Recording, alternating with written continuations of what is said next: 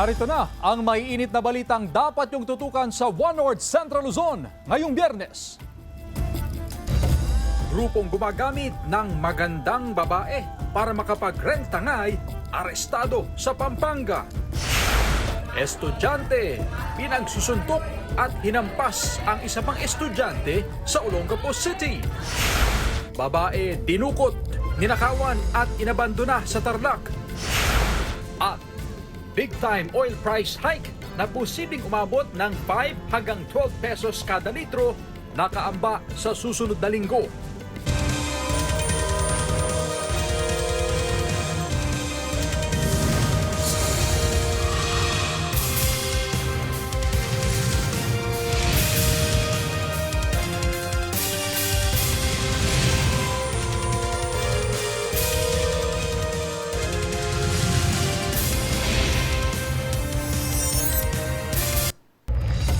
Magandang hapon, ako po si Chris Zuniga. Mga kapuso, humigit kumulang 5 hanggang 12 pesos kada litro na big-time oil price hike sa mga produktong petrolyo ang nakaamba sa susunod na linggo. Yan ang balitang tinutukan live ni Sandy Salvacio. Sandy? Chris, dagdag pasakit sa bulsa ng mga motorista ang nakaambang big-time oil price hike sa susunod na linggo. Kaya naman ang ilang mga motorista dito sa Kalasya, Pangasinan ay sinasamantala na ang pagpapagasolina habang hindi pa epektibo ang taas presyo. Panibagong pasanin sa mga motorista ang nakaambang taas presyo sa produktong petrolyo sa susunod na linggo. Ayon sa panayam ni Department of Energy Oil Industry Management Bureau Director Rino Abad, sa balitang hali at base ito sa 4-day trading, may dagdag presyo na 10 pesos hanggang 11 pesos sa kada litro ng diesel. 3 hanggang 4 na piso kada litro ang dagdag sa gasolina, habang 11 to 12 pesos naman ang taas presyo sa kada litro ng kerosene. Pwede pa umano itong magbago habang hinihintay ang huling araw ng trading. Ayon sa DOE, nakakaapekto pa rin sa presyohan ang krisis sa Middle East. Humihirit ang ilang transport group na ituloy ang pisong taas pasahe sa mga jeep. Ayon kay Pasang Mazda National President Obet Martin, 6 na grupo silang sumulot kay Pangulong Bongbong Marcos kaugnay sa hiling na fare hike. Umaapela raw ang grupo na ipatupad na ang pisong taas pasahe sa mga jeep dahil hirap na raw ang mga drivers sa pagtaas ng presyo ng diesel dahil sa muling pagsiklab ng gulo sa Middle East. Pinag-aaralan na raw ng Malacanang ang hiling na fare hike. Noong March 2026 nang iutos ni Pangulong Marcos na suspindihin ang pagpapatupad ng taas pasahe sa mga pampublikong sasakyan dahil karamihan daw sa mga apektado ay mga manggagawa at estudyante. Chris, sa pakikipag-usap natin sa One Pangasinan Transport Federation ay tuloy-tuloy pa rin ang kanilang pakikipag-usap sa mga jeepney operators at sa mga tsuper sa buong Pangasinan. Ayon sa kanila ay matagal na nilang hiling itong dagdag singil sa pasahe. Dagdag pa nila ay napapanahon na rin ang usaping ito, lalo na't karamihan sa mga tsuper ay hindi pa rin nakaka-recover mula sa nagdaang krisis sa langis. Chris? Maraming salamat, Sandy Salvacio. Nasa kote sa Pampanga ang 3 sangkot sa umano'y rentangay modus na ang gamit sa pambibiktima ay magagandang babae. Nakatutok, Joel Fernandez.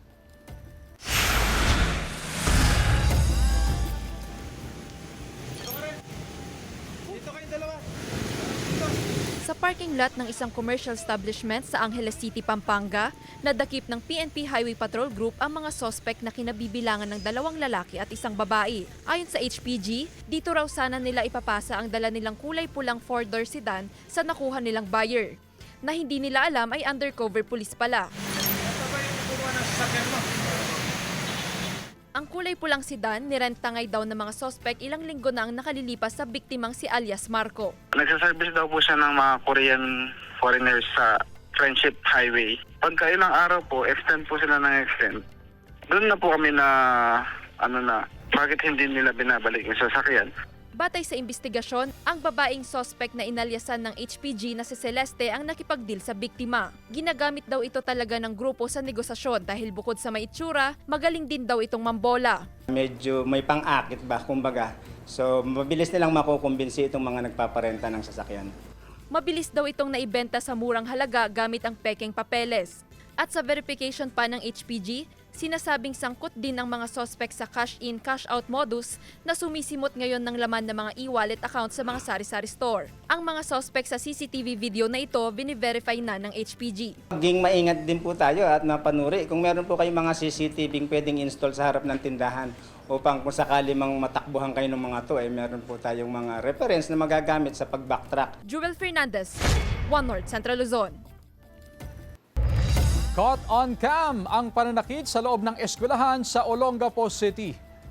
Sa video na nakapost sa Kami ang Batang Gapo Facebook page, pinagsusuntok na isang estudyante ang kapwa niya estudyante. Lumayo na ang lalaking sinaktan at inaawat ng iba pa ang nanuntok. Pero maya-maya kumuha ng upuan ng nanakit at hinampas sa kaeskwela. Nangyari yan sa isang classroom sa Columban College. Inimbestigahan na raw ng pamunuan ng paaralan ang insidente na tinawag nilang alleged bullying. Sinecure daw nila ang biktima at binigyan ng medical assistance. Inalok din daw nila ng psychological assistance intervention ang kanyang mga magulang. Nakausap na raw ng mga school personnel ang mga umano'y sangkot sa pananakit at kanilang mga magulang. Ayon pa sa paaralan, mahigpit ang kanilang polisiya kontra bullying. Hindi raw nila kukonsintihin ang anumang karahasan, harassment at intimidation. Hinihingan pa namin ng pahayag ang Department of Education at Commission on Higher Education. 2 sako na naglalaman ng 9 kilong pinatuyong marijuana natagpuan sa gilid ng kalsada sa Kapangan, Benguet. Tutukan sa report.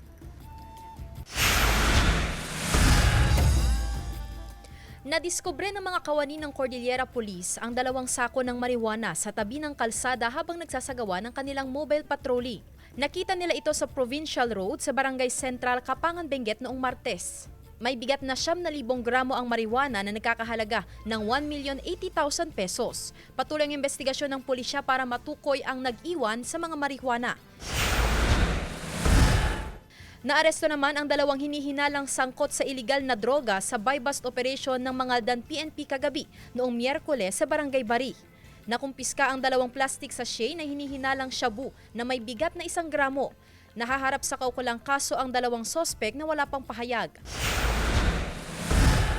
Balik kulungan naman ang 56 anyos na lalaki matapos masakote sa drug buy-bust operation ng otoridad sa Bacnotan, La Union.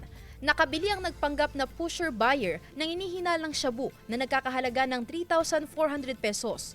Nakuha rin mula sa sospek ang 5 gramo ng dried marijuana leaves at ginamit na marked money. Taong 2016, unang nahuli ang sospek. Maharap sa kaukulang kaso ang sospek na walang pahayag. Sandy Salvacio, One North, Central Luzon. Samantala, problema ngayon ng ilang bangus growers sa Dagupan City ang umano'y pagtama ng peste sa ilang alagang bangus. Ang detalye sa report ni Jasmine Gabriel Galban. Tuloy-tuloy ang monitoring ng mga bangus growers sa mga palaisdaan sa Dagupan City. Kasunod ito ng naranasang gataw o paglutang ng mga alagang bangus sa ilang palaisdaan sa syudad noong nakaraang weekend. Problema ngayon ng ilang bangus grower at ng City Fisheries and Aquatic Resources Management Council o CPARMC ang tila pagtama ng peste sa mga alagang bangus. Problema namin dito yung parang may piste, yung tawag sa amin yung baboy-baboy, yung pumapasok sa hasang ng bangus. Pag napasok nun, kasi yung nakarang last week pa yun kaya lang pag nadaanan ka nun, kasi parang part din na, yung parte lang naman dinadaanan, nangangamatay talaga, mababawasan yung alaga mong bangus. Tila maliliit na kuto raw o parang maliliit na uod ang pumapasok sa hasang ng bangus na nagiging sanhi ng paghina ng alagang bangus. Sa pakikipag-ugnayan ng CPARMC sa mga bangus grower, maliit na porsyento lang naman ang tila tinamaan ng peste. Nakikipag-ugnayan na raw sila sa BFAR para malawakang mamonitor ang sitwasyon. Kanya-kanyang pag-iingat naman ng mga bangus grower para hindi mga matay ang mga alagang bangus, gaya ni Mang Angelito Saison. Hindi na kasi maiwasan kasi yun, babay. Kasi talagang meron na yun, babay. Oo, piste. Kung talagang mawawala yung babo, halimbawa dito sa pukok, ma'am, tatambakan niya tapos lalasunin. Wala pang pahayag sa ngayon ng BFAR Region 1 kaugnay sa tila pagtama ng peste sa ilang alagang bangus. Samantala, sa monitoring ng Samahang Magbabangus ng Pangasinan o sa MAPA, na nanatiling matatag ang supply ng bangus sa probinsya. Andyan pa rin ang production level natin. Okay naman tayo, ma'am, with regards to the supply. Kasama si Daryl Peralta, Jasmine Gabriel Galban, One North Central Luzon.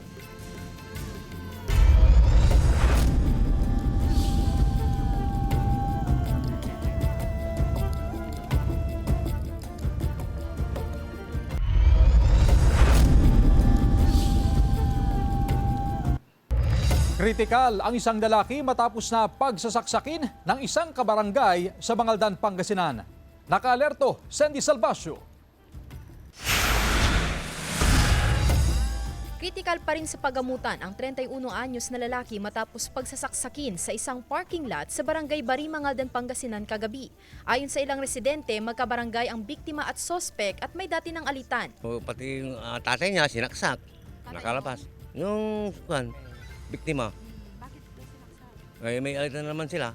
Hiring-hiring, hindi sila sinisupot. Kaya na-dismiss yung kaso. Palipas ng siguro mga 7 buwan o 8 buwan, yan na naman.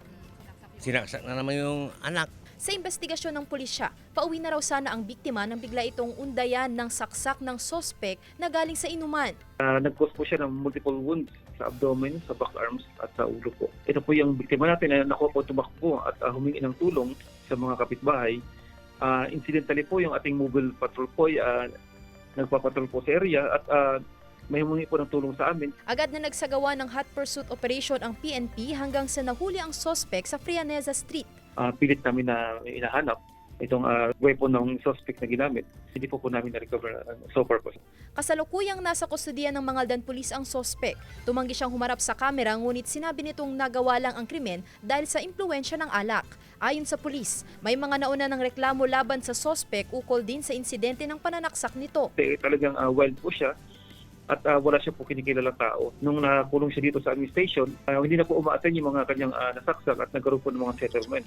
Sinusubukan namang kuna ng GMA Regional TV ang panig ng biktima at mga kaanak nito. Sandy Salvacio, One North, Central Luzon. Nasawi ang isang senior citizen na negosyante matapos na atakihin ng hypertension habang nagsasagawa ng clearing operation ang otoridad. Naritong report.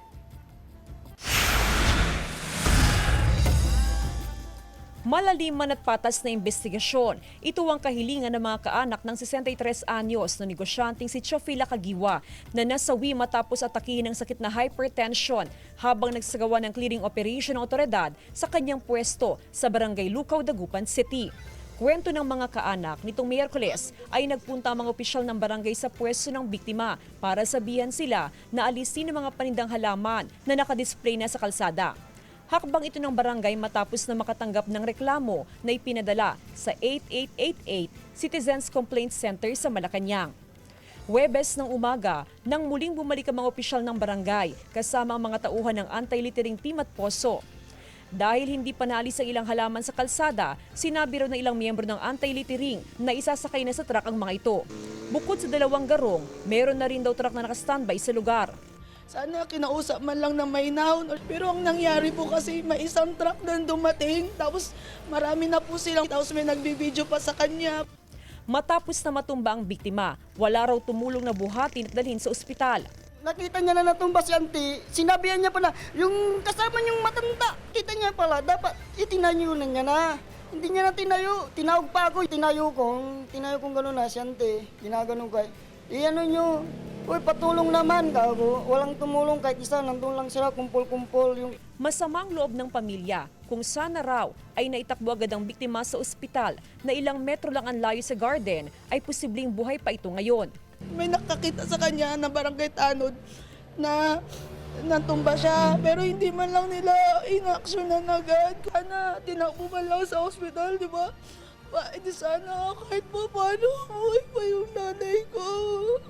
Paliwanag ng opisyal ng Barangay Lucaw, maayos sila nagtungo sa lugar. Hindi raw nila alam na natumba na ang biktima dahil ang una nilang nakausap ay nagtitinda sa kabilang pwesto. Agad din daw nilang tinulungan ang biktima na madala sa ospital. Hindi totoo yun kasi kami pang nagtakbo sa kanya. Yung galong pa namin ang ginamit namin na pinagsakan sa kanya.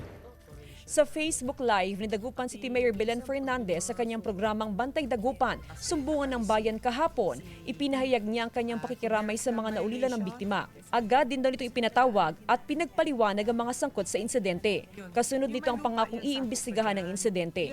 Kinausap ko ang City Legal Office na kailangan kung meron silang violation, kailangan po ay ipataw po kung ano yung karapat-dapat sa kanila. Kasama si Daryl Peralta, Jasmine Gabriel Galban, One North Central Luzon.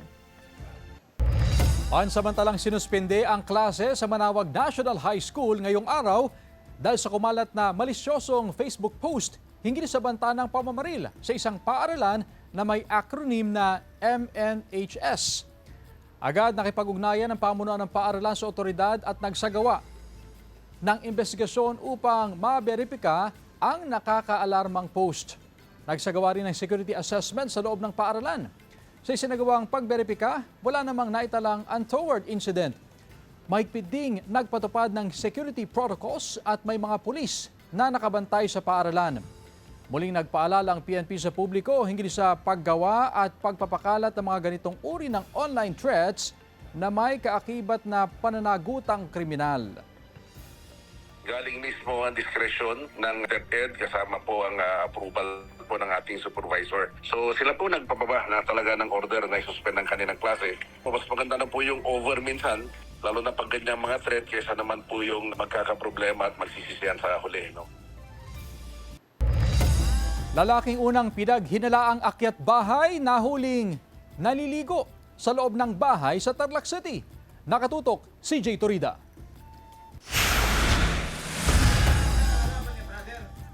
Alas 5:15 ng madaling araw ng July 14, rumesponde ang mga otoridad sa isang bahay sa Barangay San Vicente, Tarlac City matapos makatanggap ng ulat tungkol sa isang lalaking unang inakalang akyat bahay. Ayon sa mga otoridad, nabulabog ang mga nakatira sa bahay dahil sa ingay na nagmumula sa kanilang banyo. Ba't ka nakaubad?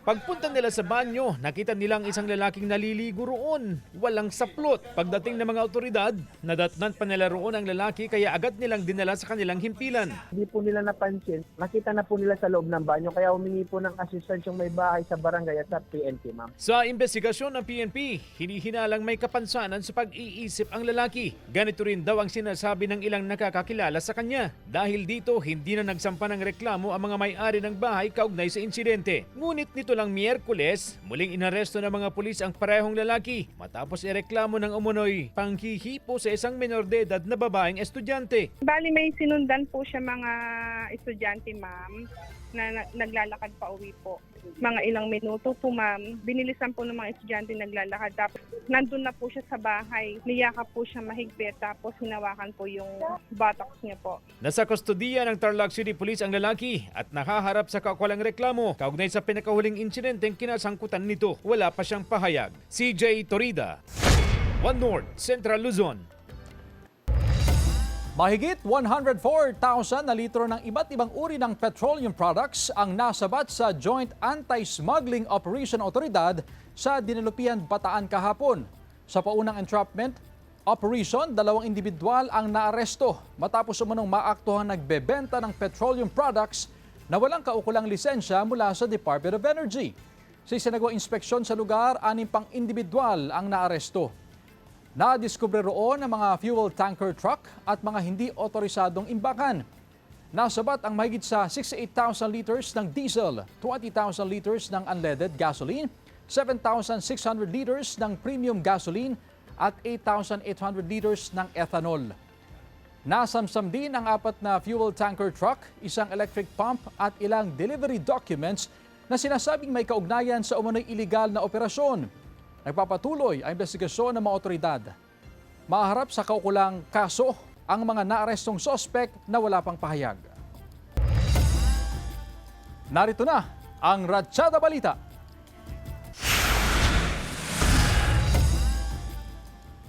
Mas pinalawak na ang benefit package ng PhilHealth para sa sakit na leptospirosis. Sa ilalim ng expanded benefit package, 63,000 pesos ang pwedeng matanggap ng kwalipikadong pasyente na naospital dahil sa leptospirosis.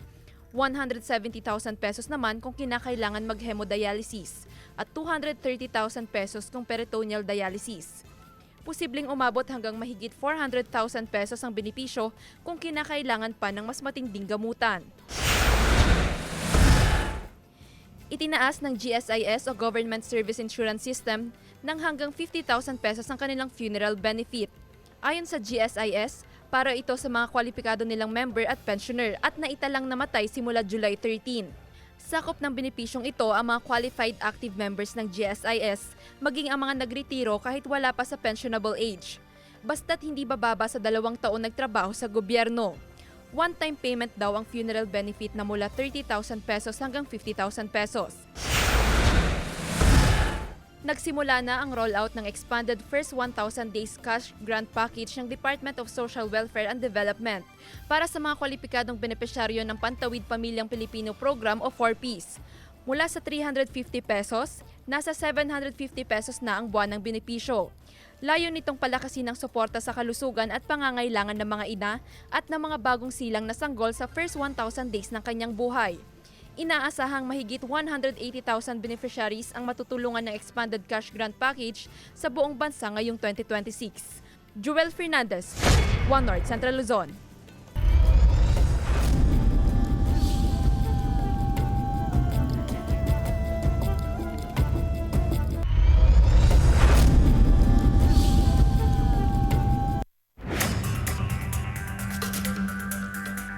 Dinukot, ninakawan at inabandona sa Paniki Tarlac ang isang babaeng taga Angeles, Pampanga. Nang makita ng mga otoridad, duguan ang mata, mapula at namabaga ang mukha ng biktima dahil sa duct tape na ibinalot sa kanya. Base sa investigasyon ng Angeles City Police, susunduin sana ng babae ang kanyang pamangkin sa eskwelahan pasado alas 12:30 ng hapon noong July 14 nang bigla siyang nilapitan ng 2 lalaki. Sa pilitan daw, pinasakay ang babae sa likuran ng kanyang sasakyan, nilagyan ng duct tape ang mukha at itinali ang mga kamay. Kinuha ng mga sospek ang isang ATM card na may lamang 5,000 pesos at 3 cellphones na nasa 100,000 pesos ang halaga. Bandang alas 4 ng hapon, nakita sa CCTV na lumabas na sa eskwelahan ang SUV ng biktima hanggang makarating sa Paniki Tarlac kung saan siya iniwan ng mga sospek. Nagsumbong ang biktima sa Tarlac Police na nakipag-ugnayan naman sa Angeles City Police.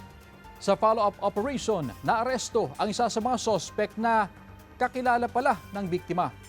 Maharap siya sa reklamong robbery. Parehong tumangging magbigay ng pahayag sa media ang biktima at ang naarestong sospek. Sa ibang balita, karneng inihahain sa isang kainan sa La Trinidad, Benguet, kinumpirmang karne ng aso base sa pagsusuri ng NMIS. Tutukan sa report. Kinumpirma ng National Meat Inspection Service na dog meat ang kamakailan na ipinasuring putahe sa kanilang opisina na binili mula sa isang restaurant sa La Trinidad, Benguet. Sa laboratory result ng NMIS, natukoy ang presensya ng dog DNA sa pagkain. Ayon sa isang abogado at animal welfare advocate sa probinsya, ito na ang ikalawang pagkakataon na nagkaroon ng eksaminasyon sa inihahaing pagkain sa ilang kainan sa La Trinidad. The second one involves another restaurant with the same name. Nakapag-order naman ang ilang government employees ng 2 servings of suspected dog meat, and then that meat was sent by NMIS Baguio City to their laboratory, and the result is again positive. Matapos makuha ang resulta, nagsampa na ng 4 na panibagong kasong kriminal ang abogado laban sa may-ari ng naturang establishmento na wala pang pahayag. There are instances when cultural ritual requires the killing of dogs. That is an exception under the Animal Welfare Act. But to say that it is our culture to butcher dogs para lang kainin yung meat, that's disputable. Samantala, nahuli sa akto ang isang 44 anyos na lalaki na kumakatay ng 3 aso sa Barangay Kias, Baguio City noong Linggo. Ayon sa Baguio City Police Station 4, rumisponde sila bandang 1:00 ng hapon matapos makatanggap ng report. Nahaharap ang sospek sa 3 magkahiwalay na kasong paglabag sa Republic Act No. 8485 o Animal Welfare Act of 1998. Wala pa siyang pahayag.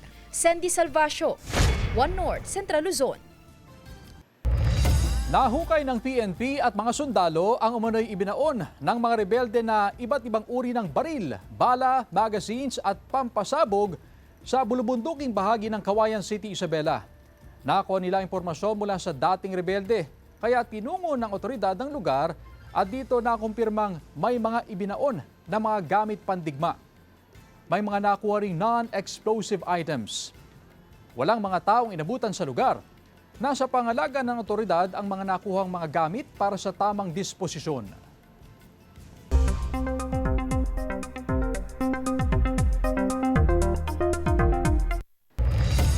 May bagong bagyo na binabantayan sa Pacific Ocean. Huling namataan niya ng Pag-asa sa layong 2,905 kilometers silangan ng southeastern Mindanao. Isa itong tropical depression na taglay ang lakas ng hangin na abot sa 45 kilometers per hour. Sabi ng Pag-asa, hindi inaasahang lalakas pa ang nasabing bagyo. Hindi rin daw ito inaasahang papasok sa Philippine Area of Responsibility. Sa ngayon, magiging maaraw muli at maayos ang panahon sa malaking bahagi ng bansa. Gayunman, posible pa rin ang localized thunderstorms lalo na sa bandang hapon o gabi. Hanging habagat ang umiiral at magpapaulan sa extreme northern Luzon. Base sa rainfall forecast ng Metro Weather, posible ang light to moderate rains sa iba't ibang bahagi ng bansa sa mga susunod na oras. Maging alerto sa heavy to intense rains sa ilang lugar na maaaring magdulot ng baha o landslide. Hapon ng Sabado at Linggo, higit na mataas ang tsansa ng ulan sa malaking bahagi ng bansa, kasama na ang Metro Manila. Pinalawig ng Energy Regulatory Commission hanggang Oktubre ang pansamantalang pagbawal sa pagputol ng kuryente. Utos ng ERC sa mga distribution utility sa buong bansa, huwag magpatupad ng disconnection para sa electricity bill mula Agosto hanggang Oktubre ngayong taon. Pinapayagan din ng ERC ang staggered o installment na pagbabayad sa loob ng 3 buwan para sa mga consumer na hindi lalampas sa 200 kilowatt-hour ang konsumo kada buwan. Tulong daw ito sa mga consumer ngayong umiiral pa rin ang State of National Energy Emergency sa bansa.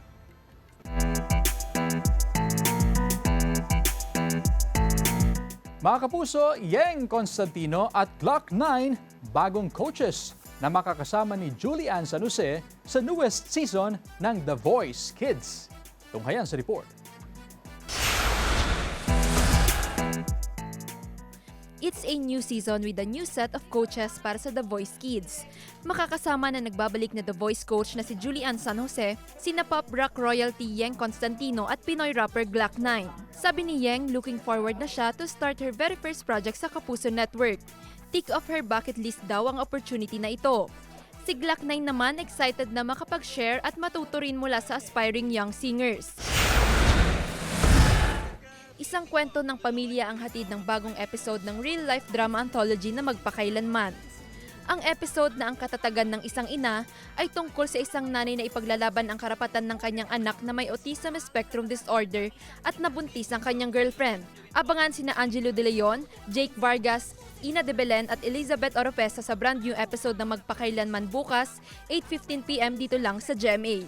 Jewel Fernandez, One North Central Luzon.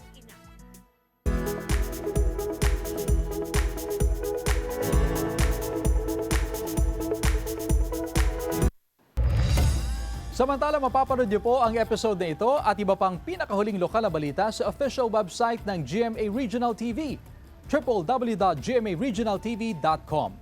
Pwede rin kayong bumisita sa aming official YouTube channel, GMA Regional TV, at i-click ang subscribe button para sa pinaka-maiinit na balita mula sa mga rehiyon.